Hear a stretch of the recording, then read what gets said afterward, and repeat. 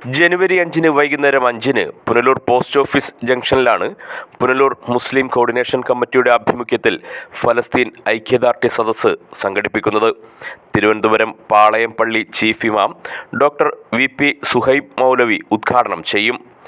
തിരുവനന്തപുരം മസ്ജിദുൽ ഇജാബ ചീഫ് ഇമാം ഹാഫിസ് മുഹമ്മദ് അഫ്സൽ കാസിമി മുഖ്യ പ്രഭാഷണം നടത്തും. 5-ാം തീയതി നടക്കുന്ന 5-ാം തീയതി തൊട്ടടുത്തുള്ള പോസ്റ്റ് ഓഫീസ് ജംഗ്ഷനിൽ വെച്ചാണ് ഈ സദസ്സ് നടക്കുന്നത്. നമുക്കൊരു സമ്മേളനം മാത്രമേ സൗഹൃദ സമ്മേളനമായിട്ടാണ് നമ്മൾ നടത്തുന്നത്. നമുക്ക് റാലിയൊന്നുമില്ല. നമ്മൾ നേരത്തെ ഇതുമായി ബന്ധപ്പെട്ട റാലി നമ്മൾ നടത്തി, എല്ലാം പല സംഘടനകളും നടത്തി. അതുകൊണ്ട് നമുക്കൊരു റാലി നമ്മൾ പ്ലാൻ ചെയ്തിട്ടില്ല. ഒരു 5 മണിക്ക് നമ്മളൊരു സൗഹൃദ സമ്മേളനം നടത്തുക എന്നത് മാത്രമാണ് ഉദ്ദേശിക്കുന്നത്. അത് ഈ പുനലൂർ മുനിസിപ്പൽ ഏരിയയിലുള്ള മുനിസിപ്പൽ ഏരിയയിലും നമ്മുടെ സമീപത്തുള്ള കാര്യമാക്കും. ഈ ജമാഅത്തിൽ നിന്നുള്ള എല്ലാ ജമാഅത്തിൻ്റെ ഭാരവാഹികളും എൻ്റെ പ്രസിഡന്റുമാരൊക്കെ പങ്കെടുത്ത് സംസാരിക്കുന്നുണ്ട്. അതുപോലെ തന്നെ സാർ പറഞ്ഞതുപോലെ സാമുദായിക സംഘടനപ്പെട്ട ഒരുപാട് നിരവധി സാമുദായിക സംഘടനയുടെ നേതാക്കന്മാരും ഈ യോഗത്തിൽ പങ്കെടുത്ത് സംസാരിക്കുന്നുണ്ട്.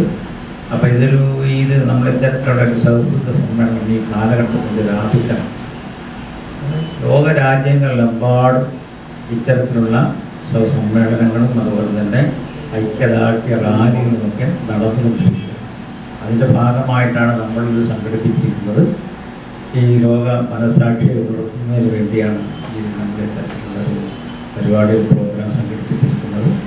അതിന് ഞങ്ങളുടെ ഈ പരിപാടി ഒരു വൻ വിജയമാക്കി തീർക്കുന്നതിന് നിങ്ങളുടെ എല്ലാവരുടെയും സഹായ സഹകരണങ്ങൾ ഉണ്ടാകണമെന്ന് ആവശ്യപ്പെടുന്നുണ്ട്. ഉദ്ഘാടനം ബഹുമാന്യനായ പാളയം ചീഫ് ഇമാം ഡോക്ടർ VP സുഹൈബ് മൗലവി ഉദ്ഘാടനം ചെയ്യുകയും അതിൻ്റെ തുടർച്ചയായി ഈ വിഷയത്തെ ആസ്പദമാക്കി ഇതിൻ്റെ മുഖ്യ പ്രഭാഷണം തിരുവനന്തപുരം ചീഫ് ഇമാം മസ്ജിദുൽ ഇജാബ തിരുവനന്തപുരം പള്ളിയുടെ ചീഫ് ഇമാമായ ഹാഫിസ് മുഹമ്മദ് അഫ്സൽ കാസിമി സംസാരിക്കുകയും ചെയ്യുന്നുണ്ട്. വാർത്താ സമ്മേളനത്തിൽ PMCC president H Saleem Raj, general secretary H Nasaruddin, general convener S Shafeeq Kariyara, finance committee convener Shibu Mustafa എന്നിവർ പങ്കെടുത്തു.